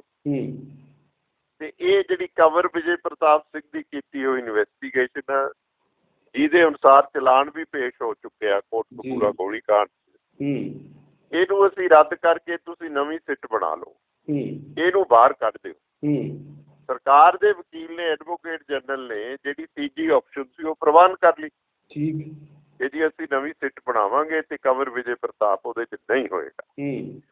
ਹੁਣ ਐਡਵੋਕੇਟ ਜਨਰਲ ਮੁੱਖ ਮੰਤਰੀ ਦੀ ਰਜ਼ਾਮੰਦੀ ਬਿਨਾਂ ਏਡੇ ਸੈਂਸਿਟਿਵ ਮਾਮਲੇ ਵਿੱਚ ਇਹ ਬਿਆਨ ਦੇ ਸਕਦਾ ਸੀ ਅਦਾਲਤ? ਇਹ ਬਿਆਨ ਐਡਵੋਕੇਟ ਜਨਰਲ ਨੇ ਦਿੱਤਾ, ਸਰਕਾਰ ਵੱਲੋਂ ਦਿੱਤਾ। ਉਹਨਾਂ ਨੇ, ਹਾਈ ਕੋਰਟ ਨੇ ਇਹ ਆਪਸ਼ਨਾਂ ਸਰਕਾਰ ਨੂੰ ਦਿੱਤੀਆਂ। ਸਰਕਾਰ ਨੇ ਤੀਸਰੀ ਆਪਸ਼ਨ ਮਨਜ਼ੂਰ ਕਰ ਲਈ ਔਰ ਬਿਆਨ ਐਡਵੋਕੇਟ ਜਨਰਲ ਨੇ ਦਿੱਤਾ। ਉਹਨੂੰ ਕੈਪਟਨ ਸਾਹਿਬ ਕਹਿੰਦੇ ਨੇ ਜੀ ਮੈਂ ਸੁਪਰੀਮ ਕੋਰਟ 'ਚ ਜਾਊਗਾ, ਮੈਂ ਇਹ ਕਰੂਗਾ। ਸੁਪਰੀਮ ਕੋਰਟ 'ਚ ਜਾ ਕੇ ਉਹ ਕੀ ਪੋਜੀਸ਼ਨ ਲੈਣ? ਸੁਪਰੀਮ ਕੋਰਟ, ਮੈਂ ਸੁਪਰੀਮ ਕੋਰਟ ਦੇ ਬਿਹਾਫ ਤੇ ਨਹੀਂ ਬੋਲ ਸਕਦਾ, ਬਟ ਆਈ ਫੀਲ ਕਿ they will reject the petition of the state government. They will say ਕਿ ਤੁਸੀਂ you have accepted this position in high court. Why have you come here now? ਬਿਲਕੁਲ ਠੀਕ। ਇਸ ਵਾਸਤੇ it is ridiculous statement of captain Amarinder Singh. ਇਹ ਸਾਰਾ ਉਸੇ ਸਮਝੌਤੇ ਅਧੀਨ ਹੀ ਹੋ ਰਿਹਾ। ਹੁਣ ਜਾਂਦੇ ਜਾਂਦੇ ਅਮਰਿੰਦਰ ਸਿੰਘ ਖਤਮ ਕਰ ਰਿਹਾ ਬਾਦਲਾਂ ਦੇ ਖਿਲਾਫ ਸਾਰੇ ਮਾਮਲੇ, ਜਿਵੇਂ ਬਾਦਲਾਂ ਨੇ ਸਾਰੇ ਮਾਮਲੇ ਅਮਰਿੰਦਰ ਸਿੰਘ ਦੇ ਖਿਲਾਫ ਸਮੇਟ ਦਿੱਤੇ, ਹੁਣ ਇਹ ਸਮੇਟ ਰਿਹਾ। ਇਹ ਸਭ ਕੁਝ ਮਿਲੀ ਭੁਗਤ ਨਾਲ ਹੋ ਰਿਹਾ। ਲੋਕਾਂ ਨੂੰ ਬੇਵਕੂਫ ਬਣਾ ਰਹੇ ਨੇ, ਸਿੱਖ ਕੌਮ ਦੇ ਜਜ਼ਬਾਤਾਂ ਨਾਲ ਖੇਡ ਰਹੇ ਨੇ, ਔਰ ਇਹ ਕਿਸੇ ਤਣ ਪੱਤਣ ਨਹੀਂ ਲੱਗਣਾ। ਬਰਗਾੜੀ ਬੇਅਦਬੀ ਦਾ ਮਾਮਲਾ ਔਰ ਕੋਟਕਪੂਰਾ ਬਹਿਬਲ ਕਲਾਂ ਗੋਲੀ ਕਾਂਡ ਦਾ ਮਾਮਲਾ, ਜਦ ਤੱਕ ਚੌਥੇ ਬਦਲ ਦੀ ਸਰਕਾਰ ਇੱਥੇ ਪੰਜਾਬ 'ਚ ਨਹੀਂ ਆਉਂਦੀ, ਇਹਨਾਂ ਦੋਵਾਂ ਨੇ, ਬਾਦਲਾਂ ਨੇ ਔਰ ਕੈਪਟਨ ਅਮਰਿੰਦਰ ਸਿੰਘ ਨੇ, ਇਸ ਮਾਮਲੇ ਵਿੱਚ ਕੋਈ ਮੁਸਬਤ ਕਾਰਵਾਈ ਜਿਹੜੀ ਹੈ ਉਹ ਨਹੀਂ ਹੋਣ ਦੇਣੀ, ਕਿਉਂਕਿ ਇਹਨਾਂ ਦਾ ਸਮਝੌਤਾ ਹੈ। ਬਿਲਕੁਲ ਤੁਸੀਂ ਠੀਕ ਗੱਲ ਕਹੀ ਕਿ ਪੰਜਾਬ ਦੇ ਲੋਕ ਜਦੋਂ ਵੀ ਇਲੈਕਸ਼ਨ ਹੁੰਦੇ ਹੈ, ਜਦੋਂ ਵੋਟ ਪਾਉਣ ਜਾਂਦੇ ਤਾਂ ਉਹਨਾਂ ਦੇ ਸਾਹਮਣੇ ਕੋਈ ਹੋਰ ਬਦਲ ਨਹੀਂ ਹੁੰਦਾ। ਹਰ ਵਾਰ ਜਾਂ ਤਾਂ ਅਕਾਲੀ ਦਲ ਸਾਹਮਣੇ ਆਉਂਦਾ ਜਾਂ ਫਿਰ ਕਾਂਗਰਸ ਸਾਹਮਣੇ ਆਉਂਦੀ ਹੈ। ਪੰਜਾਬ ਦੇ ਲੋਕਾਂ ਦੇ ਕੋਲ ਕੋਈ ਹੋਰ ਬਦਲ ਹੀ ਨਹੀਂ। ਇਸ ਬਦਲ ਦੇ ਵਿੱਚ ਤੁਸੀਂ ਆਮ ਆਦਮੀ ਪਾਰਟੀ ਨੂੰ ਕਿੱਥੇ ਤੱਕ ਦੇਖਦੇ ਹੋ? ਦੇਖੋ, ਗੱਲ ਇਹ ਹੈ ਬਈ ਅਸੀਂ ਇੱਕ ਮੁਸਬਤ ਚੌਥਾ ਬਦਲ ਬਣਾਉਣ ਦੀ ਕੋਸ਼ਿਸ਼ ਕਰ ਰਹੇ ਹਾਂ ਜੀ। ਅਸੀਂ ਪਹਿਲਾਂ ਤਾਂ ਸਾਰੀਆਂ ਪੰਥਕ ਧਿਰਾਂ ਨੂੰ ਇਕੱਠੇ ਕਰਾਂਗੇ ਤੇ ਉਹ ਗੱਲ ਤਕਰੀਬਨ ਆਖਰੀ ਚਰਨ ਵਿੱਚ ਹੈ ਜੀ। ਉਹਨਾਂ ਨੂੰ ਸਾਰਿਆਂ ਨੂੰ ਇੱਕ ਪਲੇਟਫਾਰਮ ਤੇ ਇਕੱਠੇ ਕਰਕੇ ਹੂੰ ਫਿਰ ਅਸੀਂ ਲਾਈਕ ਮਾਈਂਡਡ ਪਾਰਟੀਆਂ ਉਹਨਾਂ ਨਾਲ ਵਿਧੀਵਤ ਚੌਥਾ ਬਦਲ ਉਸਾਰਨ ਲਈ ਇਹ ਗੱਲ ਕਰਾਂਗੇ, ਜਿਹਦੇ ਵਿੱਚ ਇਹ ਵੀ ਸ਼ਾਮਲ ਨੇ, ਆਮ ਆਦਮੀ ਪਾਰਟੀ ਵੀ ਸ਼ਾਮਲ ਆ, ਜਿਹਦੇ 'ਚ BSP ਵੀ ਸ਼ਾਮਲ ਹੈ, ਜਿਹਦੇ 'ਚ ਹੋਰ ਵੀ ਛੋਟੇ ਮੋਟੇ ਜਿਹੜੇ ਦਲ ਜਾਂ ਇੰਡੀਵਿਜੂਅਲਸ ਨੇ ਜੀ ਉਹ ਸ਼ਾਮਲ ਨੇ। ਉਹਨਾਂ ਸਾਰਿਆਂ ਨੂੰ ਗੱਲਬਾਤ ਕਰਕੇ ਅਸੀਂ ਇੱਕ ਮੁਸਬਤ ਚੌਥਾ ਬਦਲ, ਇੱਕ ਸਿੱਕੇਬੰਦ ਚੌਥਾ ਬਦਲ ਤਿਆਰ ਕਰਾਂਗੇ, ਜੀ ਜਿਹੜਾ ਇਹਨਾਂ ਦੋਵਾਂ ਦੀਆਂ ਗੋਡੜੀਆਂ ਲਵਾਏਗਾ, ਵਿੱਚੇ ਕਾਂਗਰਸ ਦੀਆਂ, ਵਿੱਚੇ ਬਾਦਲਾਂ। ਅੱਛਾ, ਕੀ ਅਕਾਲੀ ਦਲ ਡੈਮੋਕ੍ਰੈਟਿਕ ਆਪ ਦੇ ਨਾਲ ਗਠਬੰਧਨ ਕਰੇਗਾ ਜਾਂ ਆਪ ਦੇ ਵਿੱਚ ਸ਼ਾਮਲ ਹੋਏਗਾ? ਨਹੀਂ, ਆਪ ਦੇ ਵਿੱਚ ਤਾਂ ਸ਼ਾਮਲ ਹੋਣ ਦਾ ਤਾਂ ਸਵਾਲ ਹੀ ਪੈਦਾ ਨਹੀਂ ਹੁੰਦਾ ਜੀ, ਕਿਉਂਕਿ ਸ਼੍ਰੋਮਣੀ ਅਕਾਲੀ ਦਲ ਡੈਮੋਕ੍ਰੈਟਿਕ ਤਾਂ ਇੱਕ ਪੰਥਕ ਪਾਰਟੀ ਆ ਨਾ। ਜੀ ਅਸੀਂ ਤਾਂ ਪੰਥਕ ਲੈਂਡਸਕੇਪ ਤੇ ਰਾਜਨੀਤੀ ਕਰ ਰਹੇ ਹਾਂ ਜੀ ਔਰ ਇਸ ਆਸ਼ੇ ਨਾਲ, ਇਸ ਮਨੋਰਥ ਨਾਲ ਇਹ ਸਾਰਾ ਦਲ ਦਾ ਗਠਨ ਕੀਤਾ ਕਿ ਬਾਦਲਾਂ ਨੂੰ ਤੁਸੀਂ ਪੰਥਕ ਸਫਾ ਚੋਂ ਬਾਹਰ ਕੱਢਣਾ। ਠੀਕ, ਸਮਝ ਗਏ ਜੀ। ਉਹ ਪੰਥਕ ਸਫਾ ਚੋਂ ਤਾਂ ਤੁਸੀਂ ਪੰਥਕ ਰਵੋਗੇ ਤਾਂ ਕੱਢੋਗੇ ਨਾ। ਇਸ ਕਰਕੇ ਸਾਡਾ ਕਿਸੇ ਹੋਰ ਪਾਰਟੀ 'ਚ ਵਿਲੀਨ ਹੋ ਜਾਣ ਦਾ ਤਾਂ ਸਵਾਲ ਹੀ ਨਹੀਂ ਪੈਦਾ ਹੁੰਦਾ। ਠੀਕ, ਅਸੀਂ ਆਪਣੀ ਹੋਂਦ ਕਿਉਂ ਖਤਮ ਕਰਾਂਗੇ? ਹਾਂ ਜੀ, ਸਮਝੌਤੇ, ਗੱਲਬਾਤ, ਰਾਜਨੀਤਿਕ, ਪ੍ਰੀ ਪੋਲ ਅਲਾਇੰਸ, ਪੋਸਟ ਪੋਲ ਅਲਾਇੰਸ, ਜੀ ਇਹਦੀ ਸੰਭਾਵਨਾ ਤੋਂ ਇਨਕਾਰ ਨਹੀਂ ਕੀਤਾ ਜਾ ਸਕਦਾ। ਉਹ ਅਸੀਂ ਵਿਧੀਵਤ ਤਰੀਕੇ ਨਾਲ ਸ਼ੁਰੂ ਕਰਾਂਗੇ, ਪਰ ਉਹ ਸ਼ੁਰੂ ਵੀ ਇਸ ਆਧਾਰ ਤੇ ਹੀ ਹੋਏਗੀ। ਜੀ, ਉਹ ਇੱਕ ਸ਼ੇਰ ਦੀ ਇੱਕ ਲਾਈਨ ਹੈ ਕਿ ਦੋਨੋਂ ਤਰਫ ਸੇ ਆਗ ਹੋ ਬਰਾਬਰ ਲਗੀ। ਵਾਹ, ਸਮਝ ਗਏ ਨਾ? ਜੀ, ਇੱਛਾ ਜਿਹੜੀ ਹੈ ਉਹ ਦੋਨੇ ਪਾਸਿਓਂ ਇੱਕੋ ਜਿਹੀ ਇੱਛਾ ਹੋਵੇ, ਜੀ, ਤਦੇ ਇਸ ਕਿਸਮ ਦੇ ਜਿਹੜੇ ਰਿਸ਼ਤੇ ਜਾਂ ਪੋਲੀਟੀਕਲ ਸਮਝੌਤੇ ਉਹ ਅੱਗੇ ਤੁਰਦੇ ਨੇ ਜਾਂ ਸਿਰੇ ਚੜ੍ਹਦੇ ਨੇ। ਇਸ ਵਾਸਤੇ ਉਸ ਇੱਛਾ ਨੂੰ ਮੱਦੇ ਨਜ਼ਰ ਰੱਖਦੇ ਹੋਏ ਜੀ ਔਰ ਇੱਛਾ ਵੀ ਬਾਹਮੀ ਦੋ ਧਿਰੀ ਇੱਛਾ, ਉਹਨੂੰ ਮੁੱਖ ਰੱਖਦੇ ਹੋਏ ਅਸੀਂ ਇਹ ਗੱਲ ਅੱਗੇ ਤੋਰਾਂਗੇ। ਬਿਲਕੁਲ ਠੀਕ ਹੈ ਜੀ। ਵੀਰ ਦਵਿੰਦਰ ਸਿੰਘ ਜੀ, ਜਾਂਦੇ ਜਾਂਦੇ ਸਿਰਫ ਆਖਰੀ ਸਵਾਲ ਤੁਹਾਡੇ ਤੋਂ ਮੈਂ ਪੁੱਛਣਾ ਚਾਹਾਂਗਾ ਕਿ ਸਰਦਾਰ ਸੁਖਦੇਵ ਸਿੰਘ ਢੀਂਡਸਾ ਹਰਾਂ ਦਾ ਵੀ ਇੱਕ ਬਿਆਨ ਆਇਆ ਸੀ ਤੇ ਉਹਨਾਂ ਨੇ ਖੁੱਲ੍ਹੇ ਦਿਲ ਦੇ ਨਾਲ ਨਵਜੋਤ ਸਿੰਘ ਸਿੱਧੂ ਹਰਾਂ ਨੂੰ ਆਪਣੀ ਪਾਰਟੀ ਦੇ ਵਿੱਚ ਇੱਕ ਇਨਵੀਟੇਸ਼ਨ ਦਿੱਤਾ ਸੀ। ਤੁਸੀਂ ਇਹਦੇ ਬਾਰੇ ਕੀ ਕਹਿਣਾ ਚਾਹੋਗੇ? ਮੈਂ ਤੁਹਾਨੂੰ ਪਹਿਲਾਂ ਹੀ ਕਹਿ ਦਿੱਤਾ ਨਾ ਵੀ ਜਿੰਨੇ ਵੈਲ ਮੀਨਿੰਗ ਪਰਸਨਸ ਨੇ ਰਾਜਨੀਤੀ ਜੀ, ਤੇ ਜੇ ਉਹ ਚੌਥੇ ਬਦਲ 'ਚ ਸ਼ਾਮਲ ਹੋ ਕੇ ਬਾਦਲ ਔਰ ਕਾਂਗਰਸ ਖਾਸ ਕਰਕੇ ਅਮਰਿੰਦਰ ਇਹ ਗੱਠਜੋੜ ਨੂੰ ਪੰਜਾਬ 'ਚੋਂ ਭਜਾਉਣਾ ਚਾਹੁੰਦੇ ਨੇ ਤਾਂ ਸਾਰੇ ਵੈਲ ਮੀਨਿੰਗ ਪਰਸਨ, ਸਾਰੀਆਂ ਉਹ ਪਾਰਟੀਆਂ ਜਿਹੜੀਆਂ ਇਹਨਾਂ ਦੇ ਖਿਲਾਫ ਨੇ, ਭਾਵੇਂ ਉਹ ਆਊਟਫਿਟਸ ਨੇ, ਭਾਵੇਂ ਉਹ ਰੈਕਗਨਾਈਜ਼ਡ ਪਾਰਟੀਆਂ ਨੇ, ਭਾਵੇਂ ਅਨਰੈਕਗਨਾਈਜ਼ਡ ਗਰੁੱਪਸ ਨੇ, they will have to come on one single platform to defeat them। ਇਹ ਸਮੇਂ ਦੀ ਮੰਗ ਹੈ, ਇਹ ਲੋਕਾਂ ਦੀ ਮੰਗ ਹੈ ਤੇ ਉਹਦੇ ਅੱਗੇ ਸਾਨੂੰ ਨਮਸਕਾਰ ਕਰਕੇ ਵੱਡੇ ਹਿੱਤਾਂ ਲਈ, ਪੰਜਾਬ ਦੇ ਵੱਡੇ ਹਿੱਤਾਂ ਲਈ, ਜੇ ਪੰਜਾਬ ਨੂੰ ਬਚਾਉਣਾ ਫਿਰ ਸਾਨੂੰ ਜੁੜਨਾ ਚਾਹੀਦਾ।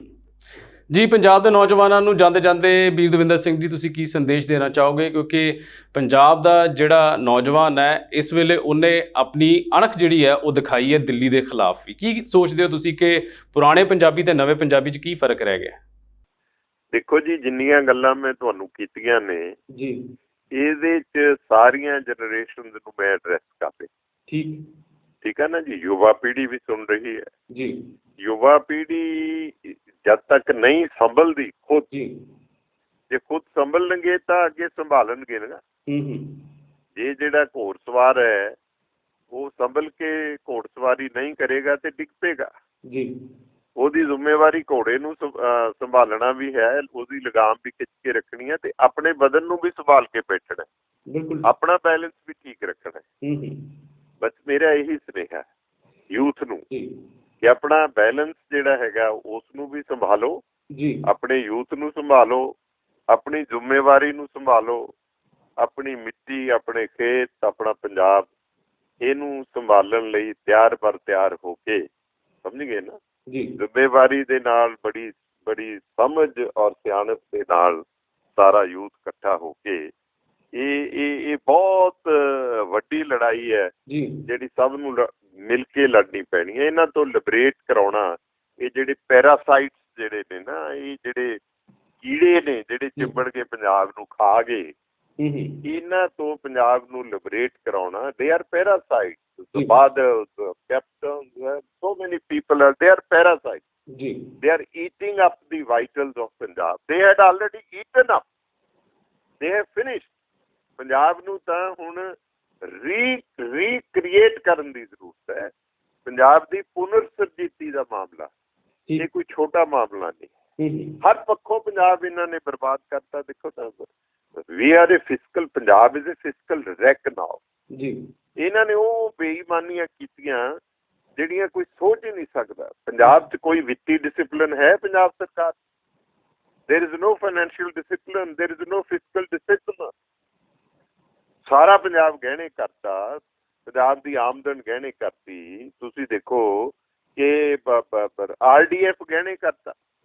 ਹੁਣ ਰੌਲਾ ਪਾਉਂਦੇ ਨੇ 3% RDF ਮਿਲਦਾ ਸੀ ਪੰਜਾਬ ਨੂੰ, 4200 ਕਰੋੜ ਰੁਪਈਆ। ਹੁਣ ਉਹਨਾਂ ਨੇ 1% ਕਰਤਾ, 1400 ਕਰੋੜ ਰੁਪਈਆ ਰਹਿ ਗਿਆ, ਕਿਉਂਕਿ ਬਾਦਲਾਂ ਨੇ RDF ਹੀ ਗਹਿਣੇ ਕਰਤਾ ਪੰਜਾਬ ਨੈਸ਼ਨਲ ਬੈਂਕ ਕੋਲ, ਤੇ ਉਹਦੇ ਖਿਲਾਫ 20,000 ਕਰੋੜ ਲੋਨ ਲੈ ਲਿਆ। ਤੇ ਉਹਨਾਂ ਨੂੰ ਕਹਿ ਦਿੱਤਾ ਵੀ ਜਿਹੜਾ RDF ਆਏਗਾ 4200 ਕਰੋੜ, ਉਹ ਸਿੱਧਾ PNB ਦੇ ਖਾਤੇ 'ਚ ਜਾਊਗਾ ਅਗੇਂਸਟ ਦਿਸ ਲੋਨ।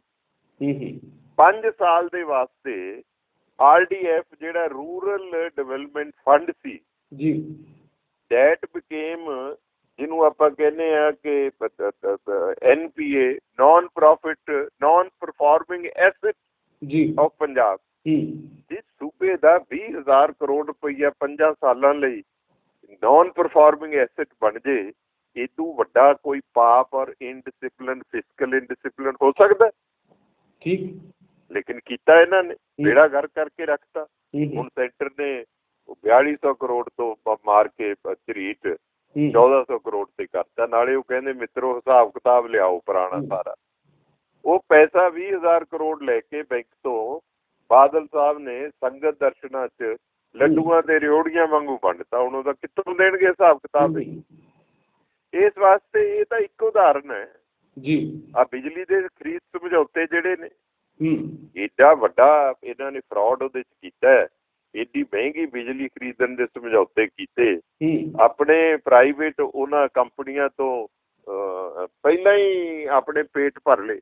ਹੁਣ ਕੋਈ ਇਹਨਾਂ ਨੂੰ ਪੁੱਛੇ, ਬਾਦਲਾਂ ਨੂੰ ਜਾਂ ਕਾਂਗਰਸ ਨੂੰ, ਕਿ ਪੰਜਾਬ ਵਿੱਚ ਜਿਹੜੀ ਹਾਈਡਲ ਪਾਵਰ ਹੈ, ਭਾਖੜਾ, ਥਾਈ ਡੈਮ, ਕਿੰਨੇ ਥਾਵਾਂ ਤੇ ਸਾਡੀ ਹਾਈਡਲ ਪਾਵਰ ਹੋ ਰਹੀ ਸੀ ਜਿਹੜੀ ਪਾਣੀ ਤੋਂ ਬਿਜਲੀ ਪੈਦਾ ਕਰ। ਦੇ ਅਬੰਡੈਂਟ ਦੀ ਪਾਲਿਸੀ। ਇਹ ਥਰਮਲ ਪਾਵਰ ਵੱਲ ਨੂੰ ਆ ਗਏ, ਕਿਉਂਕਿ ਥਰਮਲ ਪਲਾਂਟ ਜਿਹੜੇ ਸੀ ਉਹ ਪ੍ਰਾਈਵੇਟ ਸੈਕਟਰ ਲੱਗਣੇ ਸੀ। ਉਹਨਾਂ ਵਿੱਚ ਵੱਡੀ ਠੱਗੀ, ਕੋਲੇ ਦੀ ਖਰੀਦ, ਮਸ਼ੀਨ ਦੀ ਖਰੀਦ। ਇਸ ਕਰਕੇ ਹੁਣ ਤੁਸੀਂ ਦੇਖੋ ਬਈ ਹਾਈਡਲ ਪਾਵਰ ਦਾ ਤਾਂ ਕੋਈ ਪ੍ਰੋਜੈਕਟ ਹੀ ਨਹੀਂ ਆਇਆ ਪੰਜਾਬ। ਯਾਨੀ ਕਿ ਵੀਰ ਦਵਿੰਦਰ ਸਿੰਘ ਜੀ, ਦੇਖਿਆ ਜਾਏ ਤਾਂ ਸ਼ੁਰੂ ਤੋਂ ਲੈ ਕੇ ਹੁਣ ਤੱਕ ਜਿਹੜੀ ਇਹ ਸਰਕਾਰ ਹੈ ਉਹ ਧਾਂਦਲੀਆਂ ਦੀ ਸਰਕਾਰ ਰਹੀ ਹੈ। ਬਹੁਤ ਸਾਰੀਆਂ ਧਾਂਦਲੀਆਂ ਜਿਹੜੀਆਂ ਲੋਕਾਂ ਦੇ ਸਾਹਮਣੇ ਨਹੀਂ ਹੈਗੀਆਂ, ਉਹਨਾਂ ਨੂੰ ਕੁਝ ਹੋਰ ਕਹਿ ਕੇ ਪੇਸ਼ ਕੀਤਾ ਜਾਂਦਾ ਰਿਹਾ ਹੈ। ਕੀ ਲੱਗਦਾ ਤੁਹਾਨੂੰ ਕਿ ਜਿਹੜੀ ਤੁਹਾਡੀ ਸਰਕਾਰ ਜਦੋਂ ਆਏਗੀ, ਜਦੋਂ ਚੌਥਾ ਬਦਲ ਆਏਗਾ, ਚਾਹੇ ਉਹ ਕਿਸੇ ਵੀ ਹਾਲਤ ਵਿੱਚ ਹੋਏ, ਕਿਸੇ ਵੀ ਆਗੂਆਂ ਦੇ ਨਾਲ ਹੋਏ, ਉਹ ਇਹਨਾਂ ਸਾਰਿਆਂ ਦਾ ਉਸ ਤੋਂ ਬਾਅਦ ਸਫਾਇਆ ਕਰੇਗਾ? ਆਮ ਜਨਤਾ ਨੂੰ ਰਾਹਤ ਮਿਲੇਗੀ? ਮੈਂ ਜਿਹੜੀਆਂ ਚੀਜ਼ਾਂ ਤੁਹਾਨੂੰ ਦੱਸੀਆਂ, ਅਸੀਂ ਬਕਾਇਦਾ ਉਹਦਾ ਏਜੰਡਾ ਜਾਰੀ ਕਰਾਂਗੇ, ਸਾਰਾ ਪ੍ਰੋਗਰਾਮ ਲੋਕਾਂ ਨੂੰ ਦੱਸਾਂਗੇ।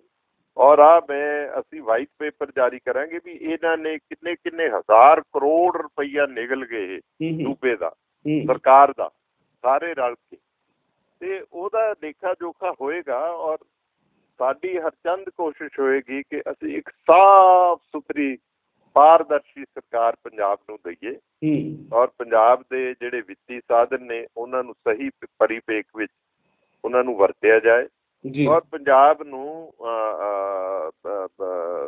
ਵਿੱਤੀ ਖੇਤਰ ਵਿੱਚ ਵੀ ਇਹਨੂੰ ਪੁਨਰ ਸੁਰਜੀਤ ਕੀਤਾ ਜਾਏ। ਔਰ ਜਿਹੜਾ ਹੁਣ ਵਾਤਾਵਰਨ ਬਣ ਗਿਆ ਭਾਰਤ ਸਰਕਾਰ ਦੇ ਨਾਲ ਮਿਸਟਰਸਟ ਦਾ, ਅਵਿਸ਼ਵਾਸ ਦਾ, ਉਹ ਕਿਸੇ ਗੱਲ ਤੇ ਹੁਣ ਇਹਨਾਂ ਦੇ ਵਿਸ਼ਵਾਸ ਨਹੀਂ ਕਰਦੇ। ਉਹ ਹਰ ਕੰਮ 'ਚ ਉਹ ਵੇਖਦੇ ਨੇ ਵੀ ਇਹ ਠੱਗੀ ਮਾਰ ਕੇ ਜਾਂ ਠੱਗੀ ਮਾਰ ਜਾਣਗੇ, ਇਹ ਸਾਰੇ ਜਿਹੜੇ ਸੈਂਟਰ ਦੇ ਫੰਡ ਨੇ ਖਾ ਜਾਣਗੇ, ਦੇ ਵਿਲ ਸਾਈਫਨ ਆਫ। ਅਸੀਂ ਉਹ ਜਿਹੜਾ ਹੈਗਾ confidence building measures we shall put in place ਕਿ ਉਹ ਸਮਝਣ ਕਿ ਜੇ ਇੱਕ ਨਵਾਂ ਪੈਸਾ ਵੀ ਪੰਜਾਬ 'ਚ ਆ ਰਿਹਾ ਹੈ ਜੀ ਤਾਂ ਉਹ ਕਤਾਰ ਵਿੱਚ ਖੜੋਤੇ ਅਖੀਰਲੇ ਬੰਦੇ ਤੱਕ ਪਹੁੰਚੇਗਾ। ਬਹੁਤ ਖੂਬ, ਬਹੁਤ ਅੱਛੀ ਗੱਲਬਾਤ, ਬਹੁਤ ਅੱਛੀ ਗੱਲ ਤੁਸੀਂ ਇਹ ਕਹੀ ਹੈ। ਔਰ ਪੰਜਾਬ ਦਾ ਹਰ ਵਰਗ ਦਾ ਜਿਹੜਾ ਜਿੰਨੇ ਵੀ ਨੁਮਾਇੰਦੇ ਨੇ, ਜਿਹੜੇ ਵੀ ਲੋਕ ਨੇ, ਉਹ ਇਹੀ ਚਾਹੁੰਦੇ ਨੇ ਕਿ ਪੰਜਾਬ ਦੇ ਵਿੱਚੋਂ ਇਹੋ ਜਿਹੀਆਂ ਚੀਜ਼ਾਂ ਦੂਰ ਹਟਣ ਔਰ ਇੰਨਾ ਸੋਹਣਾ ਤੇ ਖੂਬਸੂਰਤ ਹੱਸਦਾ ਵਸਦਾ ਸਾਡਾ ਪੰਜਾਬ ਸੀ ਉਹ ਵਾਪਸ ਆਏ। ਤੇ ਹਰ ਵਰਗ ਦੀ ਇਹੀ ਦੁਆ ਹੈ ਕਿ ਜਿਹੜੇ ਪੰਜਾਬ ਹਿਤੈਸ਼ੀ ਲੋਕ ਨੇ ਉਹ ਜੁੜਨ ਤੇ ਉਹਨਾਂ ਨੂੰ ਇੱਕ ਚੰਗੀ ਸਰਕਾਰ ਦੇਣ। ਸਰਦਾਰ ਬੀਰ ਦਵਿੰਦਰ ਸਿੰਘ ਜੀ, ਬਹੁਤ ਬਹੁਤ ਸ਼ੁਕਰੀਆ ਸਾਡੇ ਨਾਲ ਗੱਲਬਾਤ ਕਰਨ ਦੇ ਲਈ ਤੇ ਆਪਣਾ ਕੀਮਤੀ ਸਮਾਂ ਸਾਡੇ ਦਰਸ਼ਕਾਂ ਦੇ ਨਾਲ ਸਾਂਝਾ ਕਰਨ ਵਾਸਤੇ। ਅੱਜ ਦੇ ਬਹੁਤ ਹੀ ਖਾਸ ਤੇ ਬਹੁਤ ਹੀ ਮੁਬਾਰਕ ਦਿਨ, ਜਦੋਂ ਖਾਲਸੇ ਪੰਥ ਦੀ ਸਾਜਨਾ ਵੀ ਹੋਈ ਤੇ ਉਧਰ ਵਿਸਾਖੀ ਦਾ ਤਿਉਹਾਰ, ਆਉਣ ਵਾਲੇ ਦਿਨਾਂ ਦੇ ਵਿੱਚ ਅਸੀਂ ਇਹੀ ਕਾਮਨਾ ਕਰਾਂਗੇ ਕਿ ਜਿਹੜਾ ਕਿਸਾਨ ਇਸ ਵੇਲੇ ਸੜਕਾਂ ਤੇ ਬੈਠਾ ਹੈ ਉਹ ਅਗਲੀ ਵਿਸਾਖੀ ਧੂਮ-ਧਾਮ ਨਾਲ ਮਨਾਏ। ਤੁਹਾਡਾ ਬਹੁਤ ਬਹੁਤ ਸ਼ੁਕਰੀਆ। ਸ਼ੁਕਰੀਆ ਜੀ, ਸਤਿ ਸ਼੍ਰੀ ਅਕਾਲ। ਸੋ ਦੋਸਤੋ, ਸਾਨੂੰ ਵੀ ਪੂਰੀ ਉਮੀਦ ਹੈ ਕਿ ਤੁਹਾਨੂੰ ਇਹ ਵਿਚਾਰ ਚਰਚਾ ਚੰਗੀ ਲੱਗੀ ਹੋਵੇਗੀ। ਤੁਸੀਂ ਵੀ ਆਪਣੇ ਵਿਚਾਰ ਸਾਡੇ ਨਾਲ ਜ਼ਰੂਰ ਸਾਂਝੇ ਕਰਿਆ ਕਰੋ ਤੇ ਇਹਦੇ ਲਈ ਸਾਡੇ ਚੈਨਲ ਨੂੰ ਸਬਸਕ੍ਰਾਈਬ ਕਰਨਾ ਬਿਲਕੁਲ ਨਾ ਭੁੱਲਣਾ ਤਾਂ ਕਿ ਤੁਹਾਨੂੰ ਸਭ ਤੋਂ ਪਹਿਲਾਂ ਅਪਡੇਟ ਮਿਲਣ। ਸੋ ਅੱਜ ਦੇ ਇਸ ਪ੍ਰੋਗਰਾਮ ਦੇ ਵਿੱਚ ਇੰਨਾ ਹੀ। ਮਿਲਦੇ ਆ ਪੰਜਾਬ ਚਰਚਾ ਦੇ ਅਗਲੇ ਐਪੀਸੋਡ ਦੇ ਵਿੱਚ। ਤਦ ਤੱਕ ਦੇ ਲਈ ਤੁਸੀਂ ਵੇਖਦੇ ਰਹੋ ਪੰਜਾਬ ਮੇਲ USA TV ਤੇ ਮੈਨੂੰ ਦਿਓ ਇਜਾਜ਼ਤ। ਧੰਨਵਾਦ।